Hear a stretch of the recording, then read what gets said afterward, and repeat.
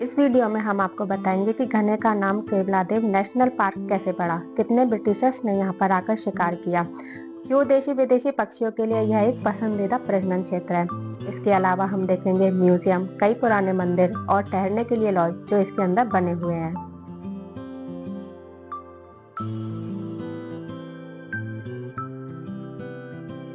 नमस्कार साथियों, स्वागत है आपका टूर लिस्ट में। आज हम घूमेंगे केवलादेव नेशनल पार्क, जो कि 1981 से रामसर साइट और 1982 से यूनेस्को विश्व धरोहर में शामिल है। इस गेट से एंट्री करते ही लेफ्ट साइड में टिकट काउंटर है। यहाँ हमने 155 रुपये पर पर्सन के हिसाब से टिकट ली। घने में अंदर घूमने के लिए आप किराए पर साइकिल और ई रिक्शा भी ले सकते हैं। नॉर्मल साइकिल का किराया 100 रुपये और रेंजर साइकिल का किराया 150 रुपये है और ई रिक्शा 2 घंटे के हिसाब से 600 रुपये किराया है। हमने भी अपनी साइकिल उठाई और टिकट चेक कराकर आगे बढ़े। ये घने का मैप है और यहाँ से आपको मोटा मोटा आइडिया लग जाएगा कि घने में कहाँ कहाँ घूमना है। यहाँ पक्षियों को पास से देखने के लिए दूरबीन भी रेंट पे मिलती है। ये स्पॉटेड आउल का साइटिंग पॉइंट है, पर यहाँ एक भी दिखाई नहीं दे रहा। यहाँ से आगे निकलते ही हमें एक मंदिर दिखी, जिसका नाम है श्री सौतन वाले हनुमान जी। इस मंदिर में पीने के पानी की और बैठने की सुविधाएं हैं, जहाँ पे आप थोड़ी बहुत देर बैठ सकते हैं और सुस्ता सकते हैं।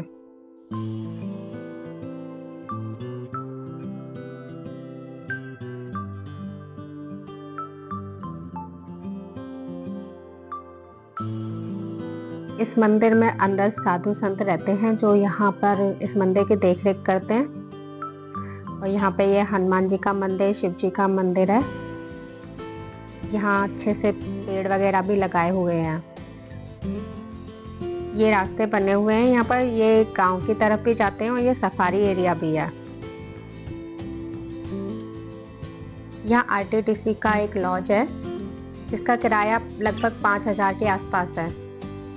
जंगल के बीच बने इस लॉज में आप रात बिताने का अनुभव ले सकते हैं। इसके ज़्यादातर कमरे पहले से ही बुकड रहते हैं, तो इसके लिए आपको पहले से ही ऑनलाइन बुकिंग करानी होगी। यहाँ एक बहुत अच्छा रेस्टोरेंट भी है, जहाँ आपको लंच डिनर की सुविधा मिल जाएगी। यहाँ से आगे निकलते ही एक म्यूजियम है, जो कि रख रखाव के अभाव में फिलहाल बंद है।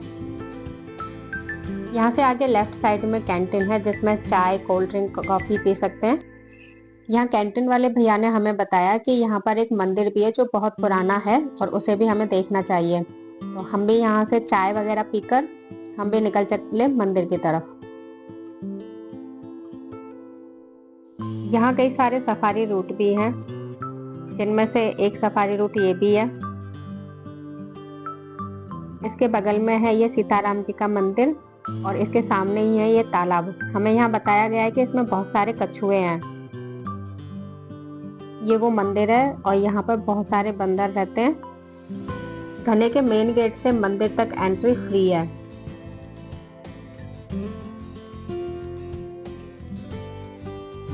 इस चेक पोस्ट से आगे कोर एरिया है, जहाँ पक्षी रहते हैं। चेक पोस्ट के पास ही है boating point.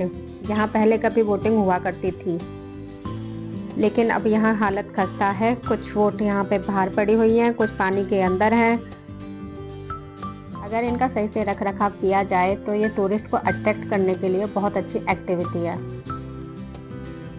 Keoladeo national park में 370 से अधिक पक्षियों की प्रजातियां पाई जाती हैं। इस पार्क को महाराजा सूरजमल ने अपने निजी शिकारगाह के रूप में 1850 के दशक में स्थापित किया था। ये पार्क बाणगंगा और गंभीरी नदियों के संगम पर बना हुआ है। बाढ़ के पानी को रोकने के लिए महाराजा सूरजमल ने इन नदियों पर अजान बांध का निर्माण कराया था। इस पार्क का विशेष आकर्षण साइबेरियन सारस है।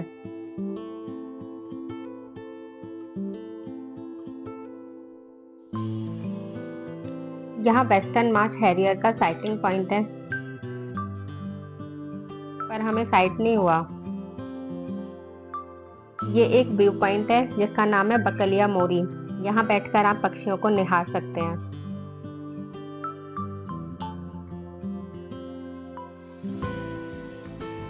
ये इंडियन कॉर्मोरेंट का साइटिंग पॉइंट है।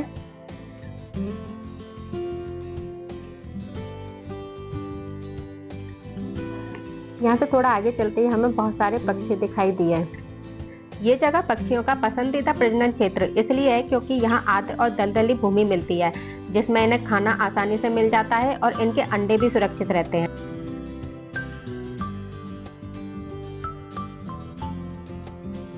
1982 से उद्यान में गवर्नमेंट ने चारा लेने पर प्रतिबंध लगा दिया, जो यहाँ के किसानों और सरकार के बीच एक हिंसक लड़ाई का कारण बना।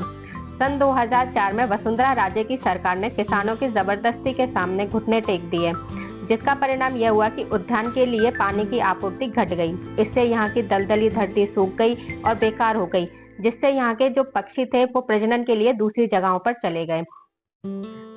यहाँ पहले साइबेरियाई सारस काफी संख्या में आते थे, पर कुछ सालों से उनकी संख्या निरंतर घटती जा रही है। इसका कारण जलवायु हो सकता है या शिकार किए जाने का डर हो सकता है।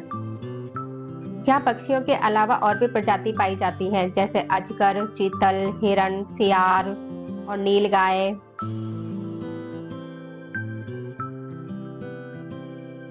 ये जंगल डॉग का साइटिंग पॉइंट है। ये भी सारस की एक प्रजाति है।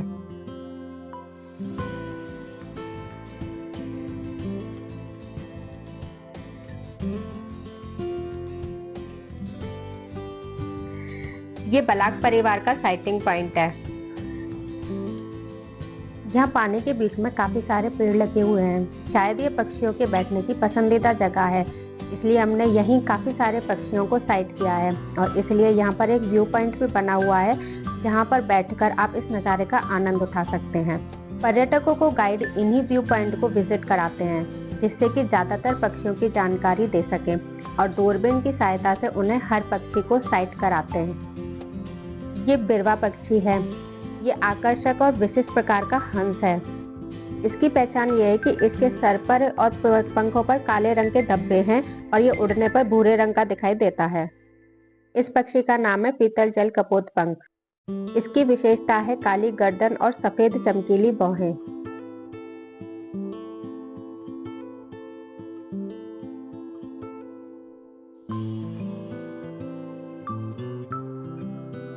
ये नीली मुर्गी है। लाल चोंच और माथे की डाल के साथ एक बहुत बड़ा नीला बैंगनी जल पक्षी है। ये नाक से कर्कश आवाज निकालती है। ये है लाल अंजन पक्षी, जंग लगे सिर और लकीरदार गर्दन वाला एक बड़ा बगुला। ये पीले और भूरे रंग का होता है और इसकी चोंच मोटी होती है।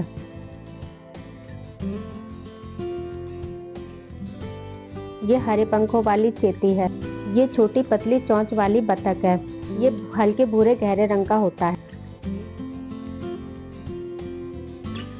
केवलादेव नेशनल पार्क लगभग 29 किलोमीटर क्षेत्र में फैला हुआ है, जिसे दो हिस्सों में बांटा गया है, वेटलैंड और ग्रासलैंड।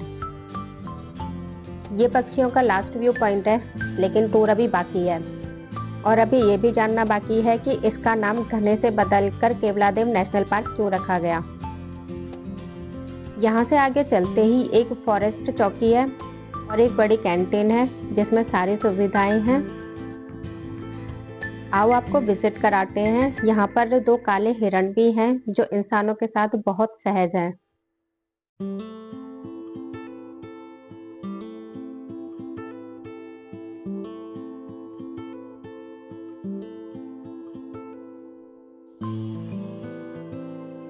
इसमें सींगों वाला तो मेल है और बिना सींगों वाला फीमेल है। ये भी थोड़ी देर रुकने के लिए काफी अच्छी जगह है।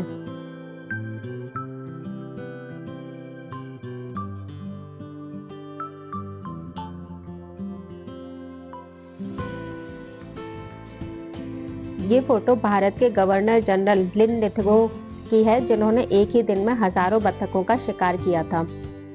इस नेशनल पार्क में ब्रिटिश वायसराय के सम्मान में पक्षियों के सालाना शिकार का आयोजन होता था। यहाँ पर उन सभी वायसराय के नाम लिखे हुए हैं, उन्होंने कौन से सन में विजिट की थी और उन्होंने कितने बत्तखों को मारा था, उन सब का विवरण इस बोर्ड पर लिखा हुआ है।